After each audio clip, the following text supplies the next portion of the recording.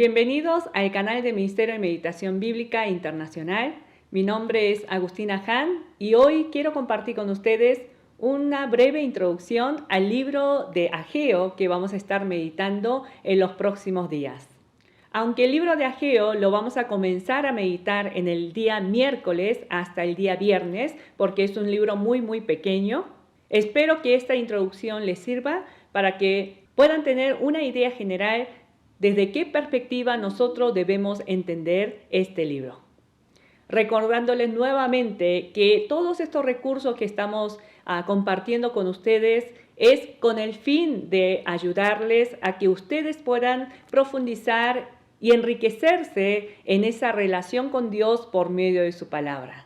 O sea, no se conformen con escuchar y ver estos videos, estos recursos, sino lo más importante es que cada uno de nosotros podamos apartar el tiempo a solas con Dios por medio de su palabra. Entonces, entendiendo esto, vamos a entrar a compartir esta breve introducción al libro de Ageo. Para que podamos ubicar el libro de Ageo, necesitamos recordar que nuestra Biblia que tenemos en la mano tiene 66 libros, está formado por 66 libros. Estos 66 libros a la vez está dividido en dos grandes partes, como conocemos lo que es el Antiguo Testamento y el Nuevo Testamento. El Antiguo Testamento está formado por 39 libros y el Nuevo Testamento por 27 libros. El libro de Ageo pertenece a la primera división, lo que es el Antiguo Testamento. Y a la vez, estos libros del Antiguo Testamento, que son 39, se divide en tres grandes partes. La primera división podemos ver que son los libros históricos, que abarca desde el libro de Génesis hasta el libro de Esther. La segunda división que podemos encontrar dentro del Antiguo Testamento son los libros poéticos. Estos libros poéticos, que son 5, abarca desde el libro de Job hasta el libro de Cantar de los Cantares. Y la última división son los libros proféticos, que comienza desde el libro de Isaías hasta terminar todo el Antiguo Testamento, que es el libro de Malaquías. De esta manera, son 3 divisiones grandes dentro de los 39 libros del Antiguo Testamento. La primera división de los libros históricos está formado por 17 libros. La última división de los libros proféticos también contiene 17 libros y encontramos los 5 libros en medio, que es la división de los libros poéticos. El libro de Ageo pertenece a esta tercera división de los libros proféticos. Y estos libros proféticos, que son 17 libros, a su vez nosotros podemos dividir en dos partes. La primera división podemos llamar a los profetas mayores, que es a partir de Isaías hasta el libro de Daniel. Si ustedes ven en la lista de los libros del Antiguo Testamento que tienen en su Biblia, ustedes me pueden seguir con estas divisiones que estoy mencionando en este momento. Y continuamos con la segunda división, que son los profetas menores, desde Oseas hasta Malaquías. Entonces, el libro de Ageo, hermanos, ¿a qué división pertenecería? A esta segunda división dentro de los profetas menores. Aquí hago una aclaración. Los profetas mayores y menores no depende de la importancia del libro o cuán importante e influyente fue el profeta, sino simplemente esta división de profetas mayores y menores es debido al volumen del libro. Entonces podemos pensar que el libro de Ageo es uno de los pequeños libros dentro de los libros proféticos. Ahora, dentro de estos 12 profetas menores, a su vez nosotros podemos dividir estos libros en esta siguiente división. Los profetas menores se divide por los profetas de la monarquía, en el tiempo de la monarquía, los profetas que estuvieron actuando, profetizando, enviando palabra de juicio contra el pueblo de Israel y contra el pueblo de Judá, cuando ellos estaban viviendo bajo el reinado de diferentes reyes. Pero también existen otros libros, algunos libros dentro de los profetas mayores, como Daniel, como Ezequiel, y también como Ageo, Zacarías y Malaquías son los 5 libros dentro de los profetas menores que pertenecen a un periodo diferente, que es el periodo del exilio. Recordemos en la historia de Israel que el pueblo de Israel, después de haber sido rescatado por Dios de la esclavitud egipcia, Dios los introdujo a la tierra de Canaán. Y en esa tierra Dios los había prosperado, les había bendecido con ser el pueblo de Dios, viviendo bajo sus ordenanzas, bajo su mandamiento y reconociendo a Dios como el soberano de sus vidas. Pero recordemos cómo fue la historia de Israel. Ellos no querían que Dios continuara siendo el rey de ellos, por eso piden un rey humano, así como otras naciones. Es por esa razón Dios responde a la petición del pueblo de Israel dándole el rey y a partir de ese momento comienza el periodo de la monarquía sobre Israel. Pero ¿qué sucedió con el tiempo? El hecho de que haya un rey humano sobre la vida del pueblo de Israel los encaminó, los guió hacia la voluntad de Dios para que ellos vivieran conforme a los planes de Dios. No, cada vez se corrompieron más. Y finalmente, así como Dios había profetizado en su palabra, ellos fueron llevados cautivos a Babilonia, en el caso del pueblo de Judá, como consecuencia de la desobediencia y el pecado. Este libro de Ageo, hermanos, pertenece al tiempo del exilio, pero más específicamente pertenece al tiempo post-exilio, o sea, después del exilio. Vamos a ver esto, lo vamos a confirmar en el libro de Esdras. En el libro de Esdras, capítulo 1, versículo 1 en adelante, dice lo siguiente. En el primer año de Ciro, rey de Persia, para que se cumpliese la palabra de Jehová por boca de Jeremías, despertó Jehová el espíritu de Ciro, rey de Persia, el cual hizo pregonar de palabra y también por escrito por todo su reino, diciendo: Así ha dicho Ciro, el rey de Persia: Jehová, el Dios de los cielos, me ha dado todos los reinos de la tierra y me ha mandado que le edifique casa en Jerusalén, que está en Judá.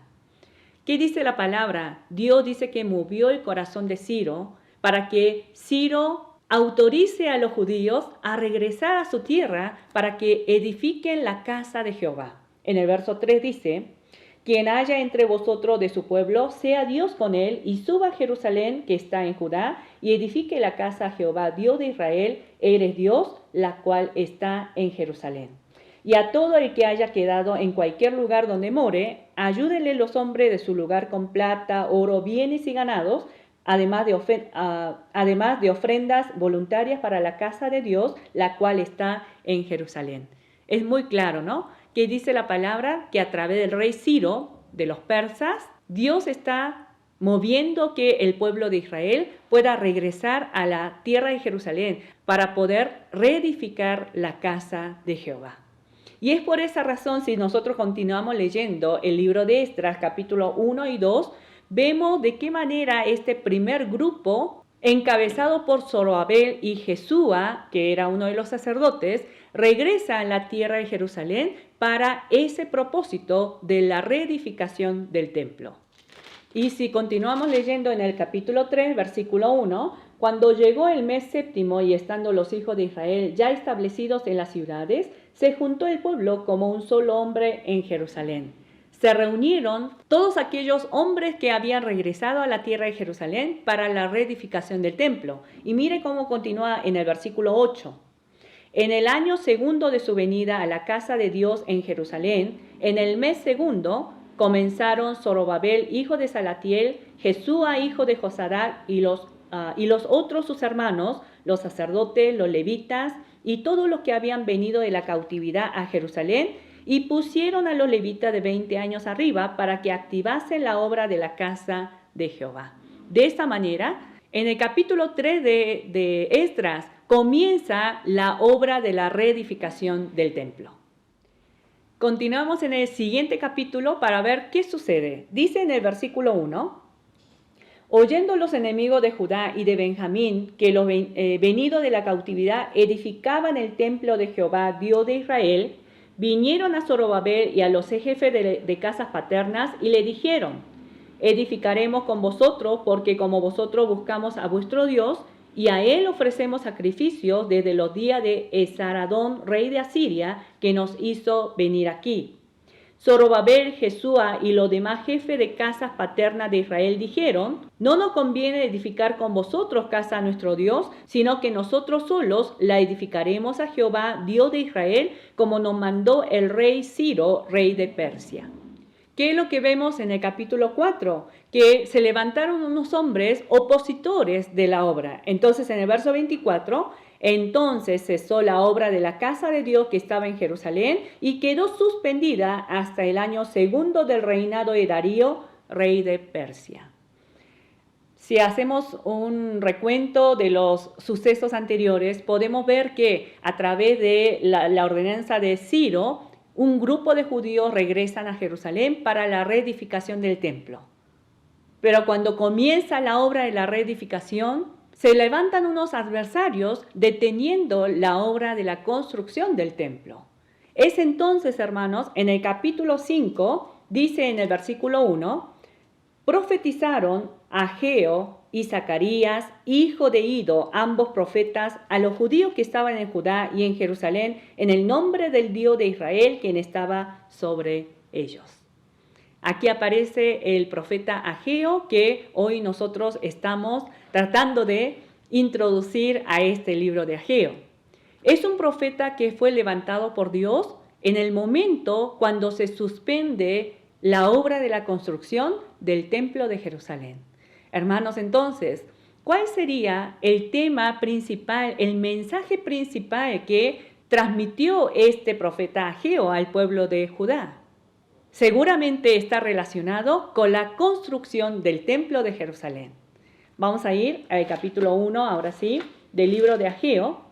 Capítulo 1, versículos 5 y 6 dice: pues así ha dicho Jehová de los ejércitos, meditad bien sobre vuestros caminos, sembráis mucho y recogéis poco, coméis y no os saciáis, bebéis y no quedáis satisfechos, os vestís y no os calentáis, y el que trabaja jornal recibe su jornal en saco roto. ¿Por qué, hermanos? Porque mire lo que dice en el verso 4. Es para vosotros tiempo, para vosotros, de habitar en vuestras casas artesonadas, y esta casa está desierta. ¿Cuál era la condición del pueblo de Israel de aquel momento, cuando se levantó el profeta Ageo? Ellos habían iniciado la obra de la reconstrucción del templo de Jerusalén. Ese templo, que era un símbolo tan importante para la creencia, para la fe de los judíos, y para ese propósito ellos habían regresado del cautiverio de Babilonia. Sin embargo, por diferentes ataques de los adversarios, se detuvo la obra y ellos dedicaron su tiempo para hacer sus propias casas nada más. Es entonces el profeta Ageo se levanta y les proclama esta palabra diciendo: sembráis mucho y recogéis poco, coméis y no os saciáis, bebéis y no quedáis satisfechos, os vestís y no os calentáis, y el que trabaja a jornal recibe un jornal en saco roto. O sea, que el profeta está diciendo que la razón por la que ellos no son prosperados en su trabajo, en su labor, en la labor del campo, se visten pero no se calienta. ¿Por qué? No hay satisfacción en la vida de ellos. ¿Por qué? Porque ellos dejaron de edificar la casa de Jehová, el templo de Jehová. Aquí tenemos que hacer un alto y pensar lo siguiente para poder ordenar un poquito la idea de qué es el templo. En el concepto nuestro, ¿no? Porque en aquel momento sí era un templo físico, era un edificio que había edificado Salomón, y ese era el templo que ellos debían de reedificar. Pero en nuestro sentido, ¿qué es el templo? ¿Cuál es el templo que nosotros hoy tenemos que edificar?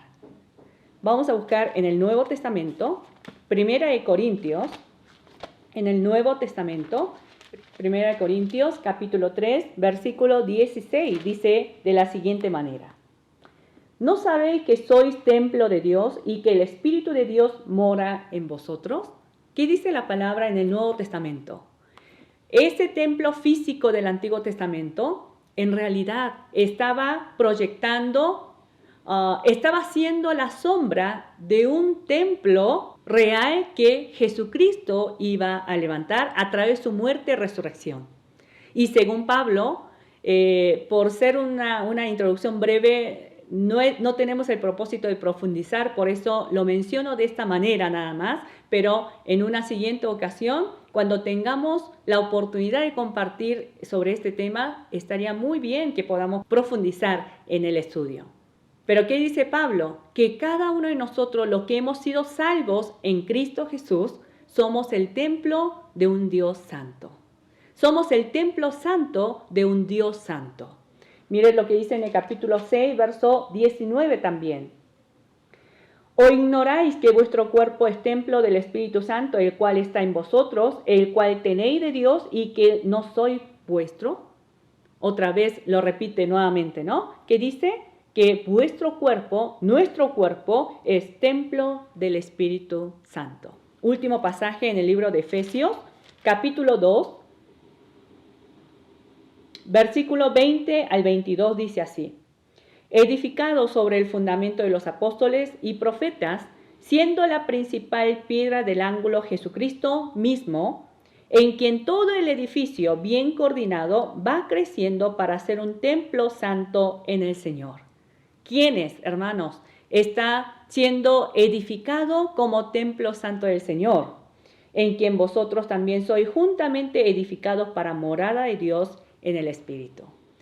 Aquí Pablo está diciendo que no solamente los judíos, sino también los gentiles que han creído en Jesús forman parte de ese edificio santo que va creciendo para ser una morada santa de Dios. Hermanos, este concepto creo que es muy importante que lo tengamos en cuenta en el momento de meditar el libro de Ageo. Cuando en el libro de Ageo el profeta exhorta al pueblo a que vayan al monte a traer madera y que sí que se pueda continuar ese trabajo de la reedificación del templo, muchas veces he escuchado que ese pasaje es utilizado para motivar a las personas, a invitar a las personas, a los hermanos de la iglesia, para que ofrenden pro construcción. Aunque sí, no estoy hablando de que ya no es necesario un lugar físico, sí, claro que sí es necesario. Pero en realidad el pasaje bíblico no está refiriendo a un lugar físico para el día de hoy, en nuestro tiempo, sino claramente vemos en el Nuevo Testamento que el concepto del templo del Antiguo Testamento en realidad estaba mostrando cómo sería edificada la iglesia de Cristo, que somos cada uno de nosotros, siendo un templo santo donde Dios pueda morar eternamente. Entonces, hermanos, aquí podemos hacer las siguientes preguntas. ¿Cuál es mi concepto actual del templo? ¿Todavía estoy entendiendo el templo desde la perspectiva del Antiguo Testamento? ¿O ya entiendo que el templo que habla la Biblia no está hablando de un lugar físico, sino está hablando de mi vida como templo de Dios? Si es así, también tenemos que preguntarnos, ¿de qué manera yo hoy estoy siendo edificado como ese templo santo, como esa morada santa de Dios? ¿Hay santidad en mí para que Dios pueda morar? ¿O hay algún pecado que me estorba para que yo pueda vivir en santidad como templo de Dios? Son diferentes preguntas que nosotros podemos hacernos para poder reflexionar y arrepentirnos si en algo debemos arrepentir. En realidad, en el libro de Ageo quería comentar hasta lo siguiente: la relación que existe entre lo que nosotros podemos ver donde Dios exhorta al pueblo a que construya el templo, a que continúen con la obra de la reedificación del templo, con la escasez y la insatisfacción que ellos estaban experimentando en su vida cotidiana. Por eso, si nosotros buscamos en el capítulo 2, versículos 18 y 19, mire lo que dice: meditad pues en vuestro corazón desde este día en adelante, desde el día 24 del 9º mes, desde el día que se echó el cimiento del templo de Jehová, meditad pues en vuestro corazón. No está aún la simiente en el granero, ni la vid, ni la higuera, ni el granado, ni el árbol de olivo ha florecido todavía, mas desde este día os bendeciré. ¿Cuál es la promesa de Dios? Si ustedes continúan con la obra y la reedificación del templo, entonces yo voy a prosperar. ¿En qué? En tu cosecha, en tu granero, en tu vid, en la higuera, en el olivo. Hermanos, ¿qué significará esto? ¿Y cómo debemos aplicar esto para nuestra vida hoy? Me gustaría que cada uno de nosotros tomemos el tiempo suficiente mientras meditemos en este libro de Ageo para poder descubrir y para poder entender qué significa esa promesa de Dios de que nos va a bendecir en todo esto. ¿Simplemente se referirá a una bendición material o no? Muy bien, creo que es todo lo que podemos compartir el día de hoy. Deseo de corazón, hermanos, que en esta semana que estemos meditando en 2 de Timoteo, en Ageo, y vamos a comenzar el día sábado a meditar en 2 de Samuel, hermanos, sin importar dónde estemos meditando, que nosotros como templo santo de Dios podamos seguir creciendo, podamos ser edificados como esa morada santa de Dios. Y de esa manera poder disfrutar realmente de estas bendiciones que Dios, el Señor, nos promete cuando nosotros estemos esforzándonos para esta edificación. Que el Señor continúe bendiciendo sus vidas y nos vemos para el siguiente lunes.